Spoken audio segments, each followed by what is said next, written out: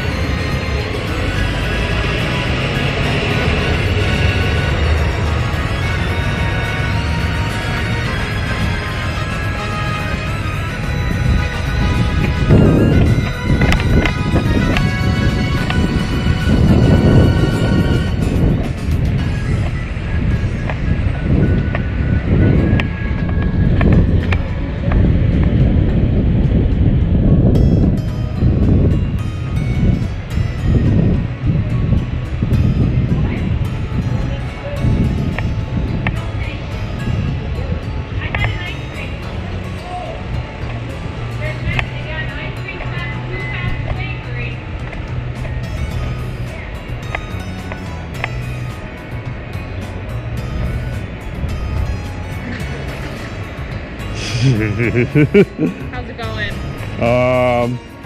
There's a crap ton of Pokemon I'm just figuring out. Nice. Yep. And notice I'm recording though. But you say there's ice cream where? Because I know that one's closed. No, it's about 7 shops up. It's past the striped awning, past the green building, and there's some red chairs out front. Okay. For the ice cream. All right. Thank you.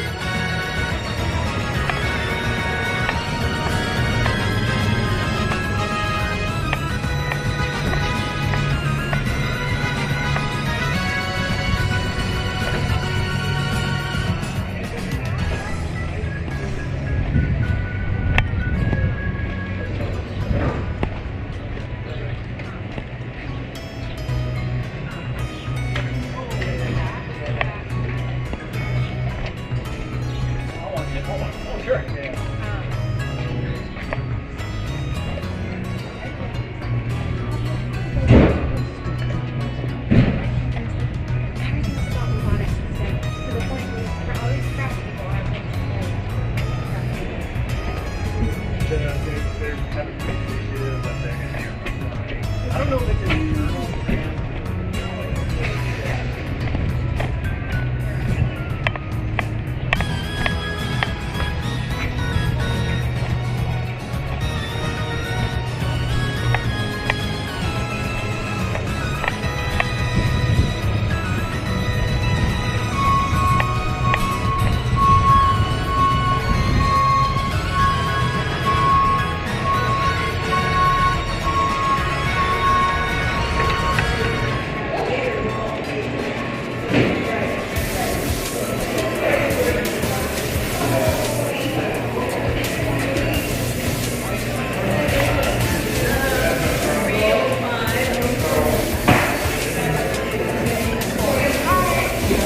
Give me a moment. The fuck? Okay, let's see.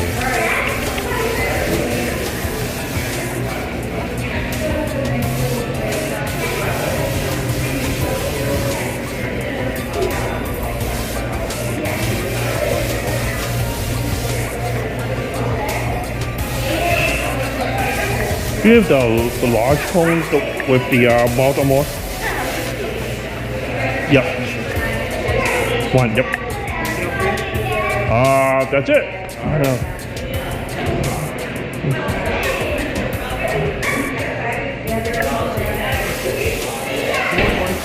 Okay.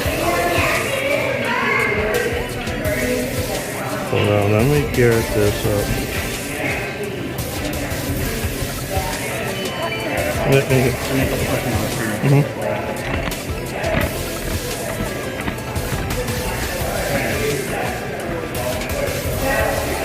You watch the game? What? You watch the game? Yeah. Have you actually been to the stadium? I haven't been to the new one. I went when they were playing in the Gopher Stadium. Like when they first came out. Okay. But I'm gonna go to Allianz this year if they play in Miami. They are not going to play Miami this year. Not on the schedule. They're already out of the cup. They're gonna.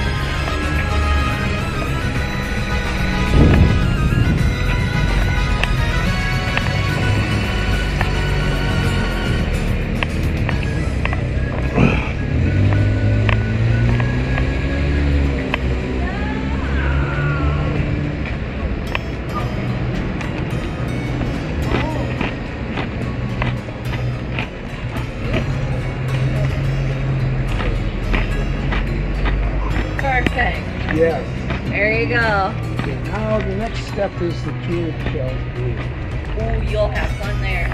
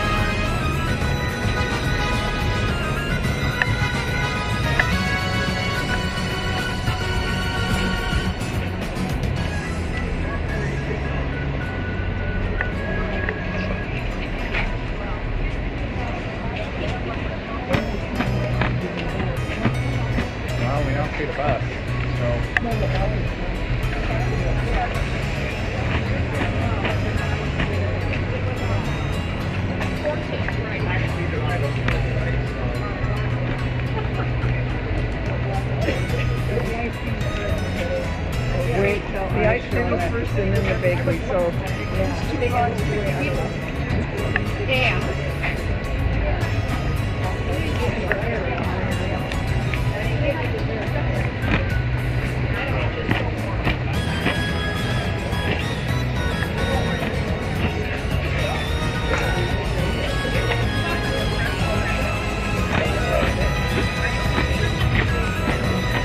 Alright, then I will tell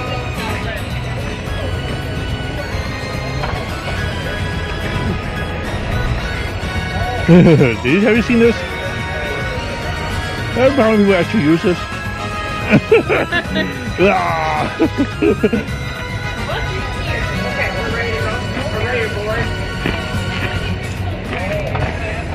I didn't think the bus was here because I couldn't I see. thought you said that was closed. The ice cream shop. On my map it says closed. I don't know why. Got you check. That's better for you. Yeah, the bus is actually we can work our way there.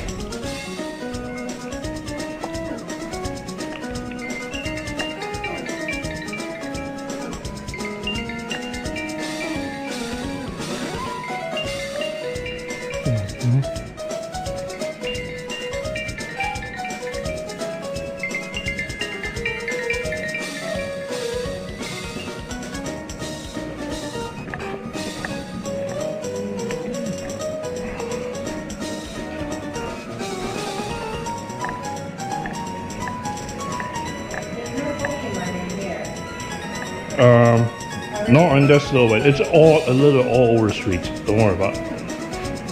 And they should be flashing, so I mean, are you looking for one? no, it's actually this is doing all the job for me, so I don't have to look at my phone. Okay. Really nice little things. Swedish somewhere. Trying to find something that maybe my sister would like. She's so hard to shop for, and I wish she would be more interested in our heritage. She thought maybe they found something just right. You've been being picky, you said? Well, you know, I always end up getting her stupid things.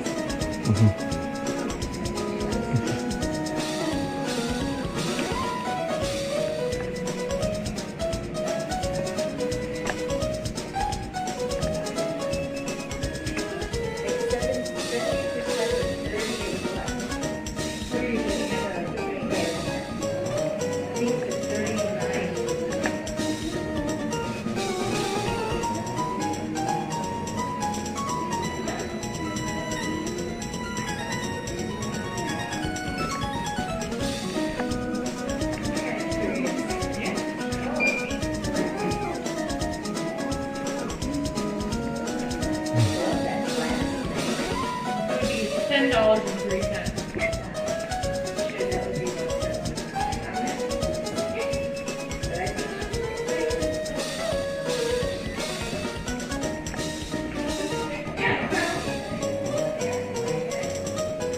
I'm not good at that.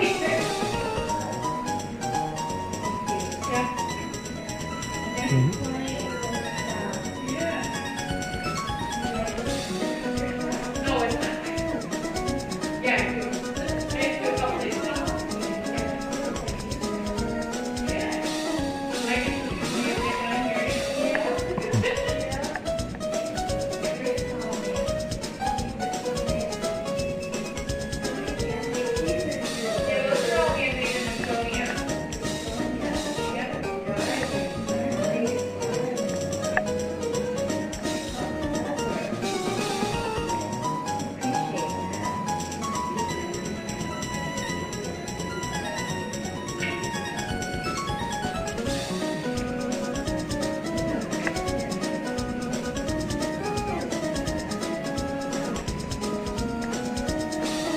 Yeah. So hard to buy for her. And then she puts it in the garage sale.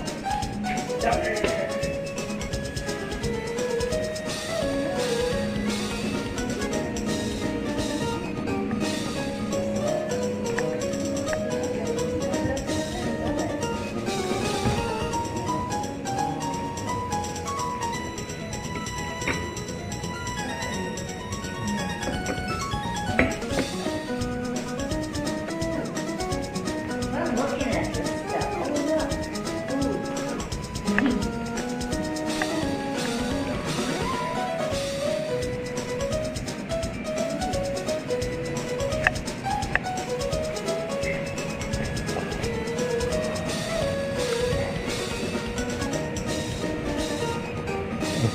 Yeah, I see people on the bus.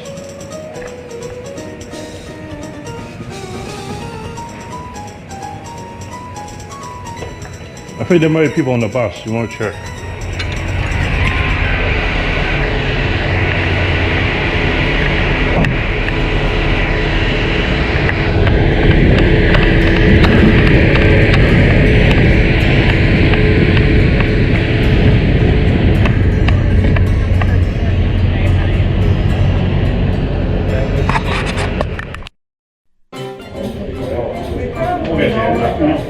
I know you've been troublemaker.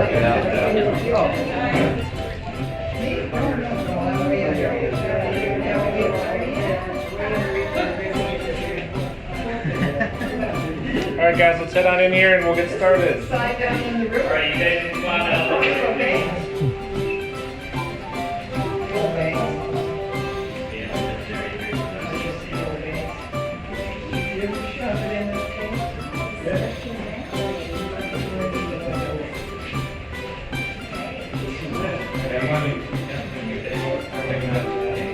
Come on down.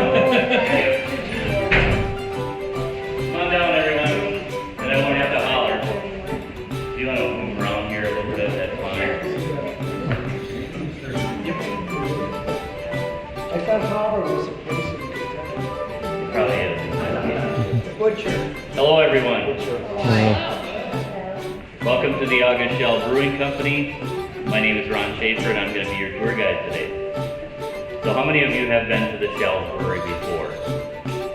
There's been a few of you. Take a tour before? Yeah. But no, it wasn't. So was it a long time ago, or recently, or what? That was a while, 1901. All On a right, past so life. our tour today is going to start out in the museum here. I'm going to talk a little bit about the history of Schell's. Then we're going to talk about the family line. Then we're going to go out onto the property, look at a few of the buildings, talk a little bit more about the history of Schell's. We're going to go into a small portion of the brewery where we have our canning and bottling machines. And then we're going to go up into our old brew house where we have our copper brew kettle. We're going to finish up our tour today down in the Rascular tap room, sampling some Schell's products. That's why we're here, right? Our brewery was established in 1860 by August Schell. It's the second oldest family-owned brewery in the United States. We're second to the Yingling Brewery out of Pottsville, Pennsylvania. They have us beat by about 31 years.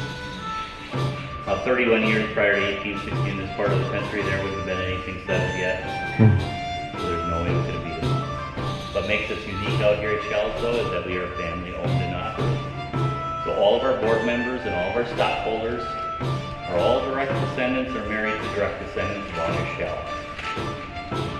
August Schell was born in the little town of Durbach, Germany in 1828. That's in the heart of the Black Forest. As a young lad, August studied to be a machinist. When August was 20 years old in 1848, he decided he's going to come over to the United States with a group of Germans, and instead of coming in through New York, like most of the immigrants at the time, they came in through New Orleans. Now, New Orleans at the time was hot and it was dirty, settled by a lot of French, who really didn't care for the Germans. So they didn't stick around in New Orleans. They traveled up the Mississippi River by riverboat till they got to the Ohio River, then they traveled up the Ohio River until they got to Cincinnati, Ohio. Cincinnati, Ohio was way more welcoming to the Germans because it was settled by a lot of German immigrants. When August got there, he got himself a job working at the railroad as a machinist. And it was also in Cincinnati, Ohio, that August met a young lady named Teresa. And August and Teresa were married in 1853 and soon after started a family. Now, August and Teresa stuck around in Cincinnati for a couple more years, but they both decided Cincinnati was not going to be their final destination. So again, they set out by riverboat, traveled down the Ohio River, then traveled up the Mississippi River, and traveled up the Minnesota River until they got to a small community, which is now New Ulm. That was in 1856. When August got to New Ulm, he started a flour mill. And in 1857, New Ulm was incorporated as a city. Now, August continued working at that flour mill for a couple more years, but he did notice around the area there was lots of bars, there was lots of taverns. No one was brewing any beer locally. Now, August knew nothing about brewing beer, but he did know about the German rule or purity order called the Reinheitsgebot. The Reinheitsgebot stated there could only be 4 ingredients in beer. Those 4 ingredients are water, barley or a grain, hops, and yeast. So August thought, how hard can that be? Uh-oh. So he took those 4 ingredients and he put it in a barrel and let that barrel sit for a couple weeks. The story goes that when he went to tap that barrel and serve it to his friends, absolutely awful. It was unfit for human consumption. So August decided he's going to go up to St. Paul to learn how to brew beer. You know, it's up in St. Paul that August met an older gentleman named Jacob Bernhardt. Jacob Bernhardt didn't know how to brew beer. He was an experienced brewmaster. So August talked Jacob into coming back down to this area and started a brewery just outside of New Ulm along the Cottonwood River on the site we're on today. Now, first year's production at the brewery was 200 barrels of beer. I think we're somewhere around 100,000 barrels of beer. So we've grown just a little bit. 6 years after August and Jacob went into business together, though, Jacob became ill. So they both decided they're going to put the brewery up for sale to the highest bidder. With the winning bid of $12,000, August became the sole owner of the brewery out there. Now, as you can see by the beautiful property and the buildings and the gardens, the brewing industry's been very, very good throughout the years. But it wasn't without a share of hardship. In the first 2 years, they had a tornado come and take some of the buildings. They had a wildfire, and they had locusts that ate a lot of the crops that they needed for brewing beer. But being the stubborn, hardworking Germans that they were, they did not give up. Now, the first really big test for Schell, though, came in 1862. It was only 2 years after they had opened the brewery, and that was the Dakota conflict. Now, prior to that Dakota conflict, the Dakota Indians would frequently come out here. Teresa would feed them, they would trade goods with the Indians, so they had a really good relationship with the Indians. And prior to the outbreak of the fighting, those Indians came out here and they told the Schell family there was going to be trouble. And if they decided to stay, they could not guarantee their safety. So the Schell family reluctantly packed up and went into New Ulm. When the fighting got really bad in New Ulm, they packed up and went to St. Peter. When it was finally safe to return, the closer the Schell family got to New Ulm, the more devastation they found. Fields were burned, farms were burned. When they got to New Ulm, they were even more devastated to find everything in New Ulm either leveled or burnt to the ground, except for a really, really small area of downtown New Ulm that the settlers were able to hold. So they fully expected when they got out here to the brewery, there wasn't going to be anything left. But according to August Turner, when he got to the edge of the hill out here that overlooks the brewery, they were pleasantly surprised. All the buildings were left intact. It looked like nothing had been touched. They were able to come right back down here, stoke the fires, and start brewing beer again when almost all of New Ulm had to get rebuilt. A lot of historians say it's the friendship between the Schell family and the Indians that saved the brewery at that time. Now the next big test for Schell's came in 1919. Anybody know what that was? Prohibition. Prohibition. Or like some people say, the stupid years. Really hard to run a business when the product that you're making and selling is suddenly constitutionally banned. They did manage to keep the doors open during that time by brewing a product called near beer, brewing a brand new product called root beer, and selling some hard candy. Now the brewing of near beer is pretty much the same as brewing regular beer, except for back in those days, they had to boil that beer over and over again until they boil off the alcohol. The bad part about that is it affects the flavor of the beer and not for the better. But I heard about the good part is a lot of people would take it out and spite it with alcohol. Just getting to that. Some people said the only way they could drink that near beer was to find someone with an illegal still, take some moonshine and a back. You're ahead of me. Yeah, we heard that earlier. Oh, you did? Yes.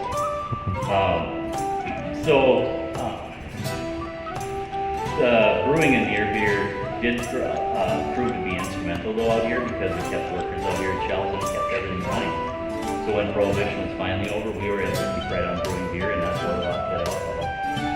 Now the brewing of near beer really hurt the brewing industry though because before Prohibition there was over 1,900 breweries in the country and after Prohibition there was over less than 600. So Schell's are made about the same size after Prohibition as before, but some of these companies got much, much larger because they expanded into the areas where these breweries are went out of business.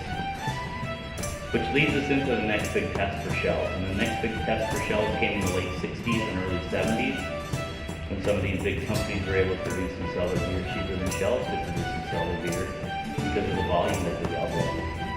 And these big companies came out with a brand new product at the time that was really, really popular that Schell's had not perfected yet. Anybody know what that new product was? Light beer. It was light beer. It's just watered down. You're gonna do well on the test later. It's just watered down. You know? So we had some lean times out here where we thought we might even have to close the doors. But at the time we had a very large, very straight black walnut tree on the property that we ended up selling to a Japanese firm, and with the sale of that tree, we were able to make our payroll and keep our brewery open. The tree was a very massive tree. It was estimated to be 200 years old, and the first branch was up 31 feet. I believe we got, in 1978, we got $50,000 for that tree. So it kept our brewery open over a year. Black walnut, you said? Black walnut. On the floor next to that post over there is a slice of that black walnut tree. Yes. That slice of that black walnut tree is from one of the branches of that tree.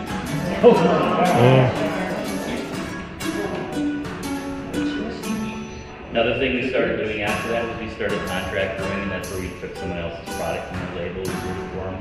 We did a lot of contract brewing in the 1980s, 1990s. That contract brewing pretty much all ended in 2002 when we purchased the Grain Belt line. When we purchased the Grain Belt line, it pretty much doubled our production out here at Schell's and it made us the largest brewery in Minnesota.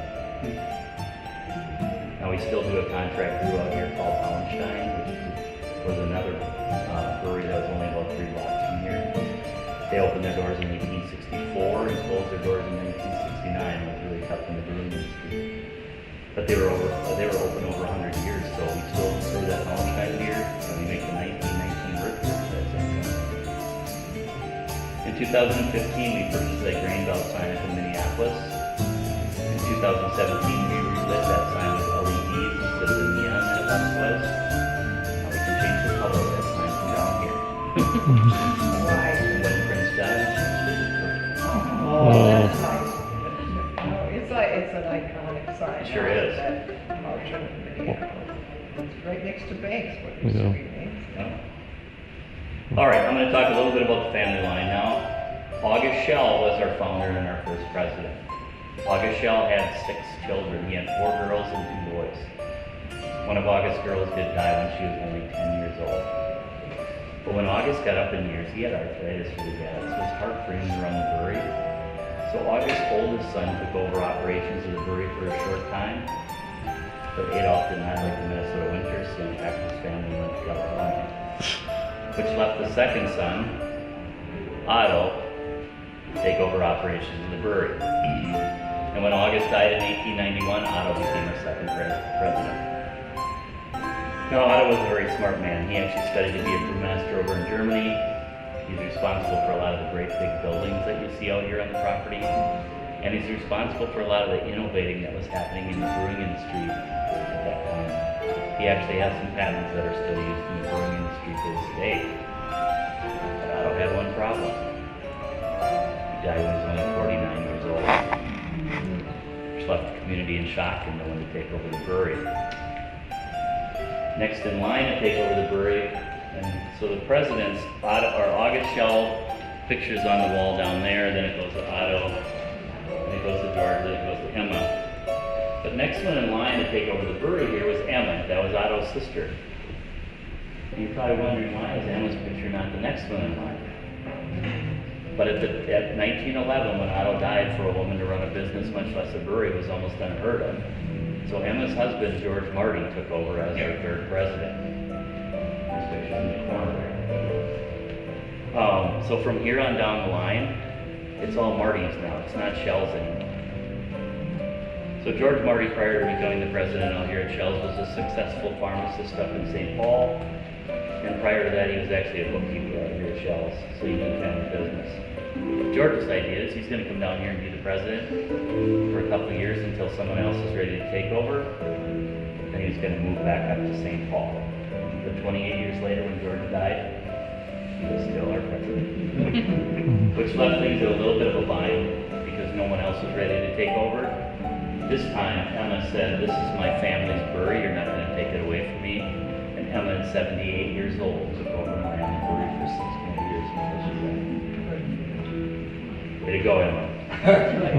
When Emma died, then her son Al, and his picture's on the wall. It's kind of behind there, so you can't really see it. But Al was ready to take over, and Al was very musical. He actually is responsible for starting the Schell Hobo Band, which still plays around this area and is really, really popular to this day. The Hobo Band is a ooh-ha-ha band, but they get the crowd going like a rock and roll band. After Al Marty came Warren Marty. His picture's on the wall right over here. Warren was a happy-go-lucky, practical joker type of guy, and Warren's nickname was Schmaltz. They named a beer after him called Schmaltz's Alt, and I still have a bottle in my refrigerator to this day that I still haven't opened, which I'm not going to open anymore. Warren is also responsible for selling that large walnut tree that built the brewery. After Warren Marty came our current president, Ted Marty. His picture's on the wall right in the corner. There's been a lot of rumors that Ted has retired, but they are simply untrue, as Ted is still our current president. Now, Ted does have 3 sons. Ted's middle son, Kyle, is slated to take over as president soon. Ted's youngest son, Franz, is our facilities manager out here at Schell's. And Ted's oldest son, Jace, who's responsible for starting the Star Killer Brewery on the north end of the mall, which is a sour beer brewery, but it's owned by Schell's. Jace recently left the family business to start a distillery here in town called Black Frost, and he's making whiskeys, bourbons, rums, and gins. What's that? So they're building Black Frost. Black Frost, yep. All right, we're going to slowly walk out here. I'm going to point a couple pictures out before we walk outside.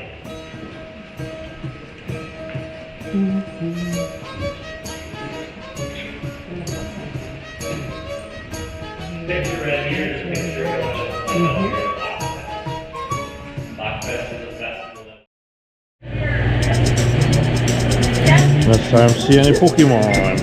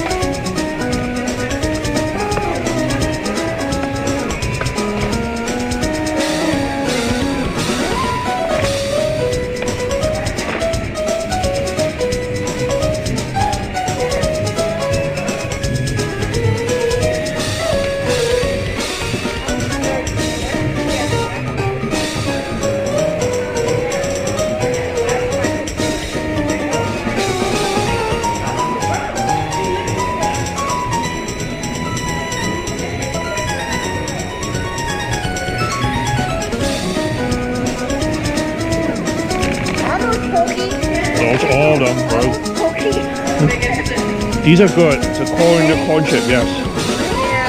And then you got Lay's chips, but it's with like 17 different flavors.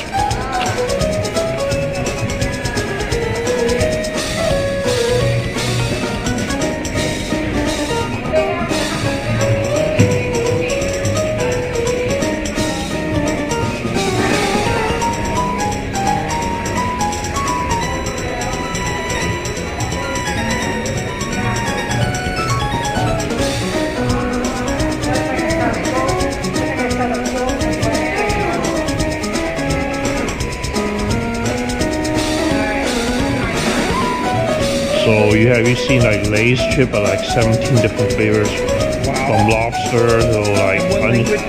This is all Chinese. Okay. Yeah. I worked in China and Singapore. So this black sugar. Things like this for my kids. Oh, Yeah. really? Yep. Okay. Because you never see, well, that's original. Oh, original. Yeah, original's You see original. like avocado flavor, That's cool. cucumber flavor. Yeah.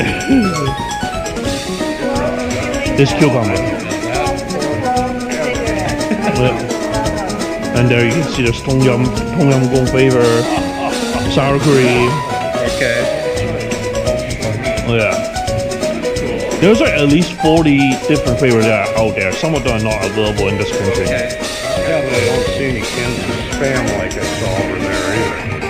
Yeah. All kinds of weird flavors. Oh, there's a Spam flavor. Yeah, I remember there's a Spam flavor.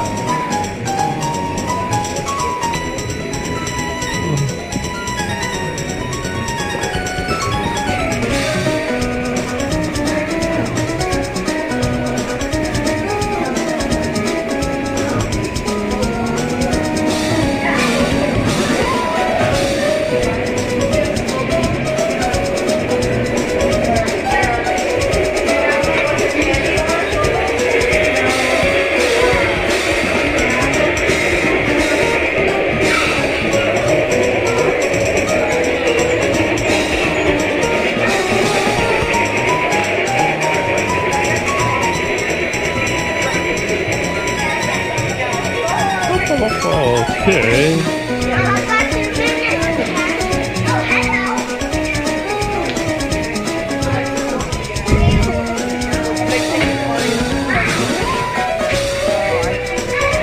So you don't have like slow stuff or sugar daddy.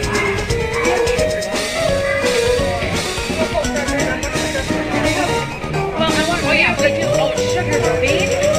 All the sugar babies. Oh yeah. And then we do. We have. But they're not chocolate.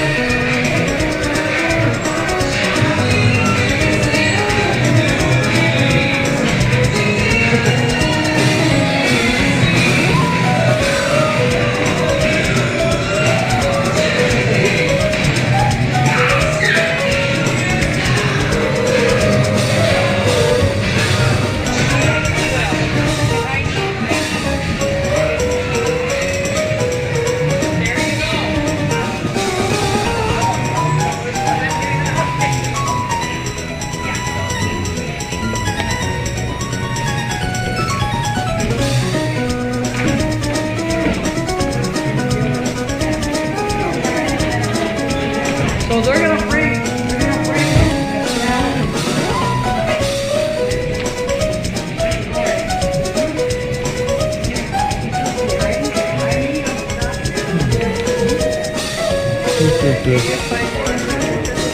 All the Asian stuff on the back. Yeah, it's on the back.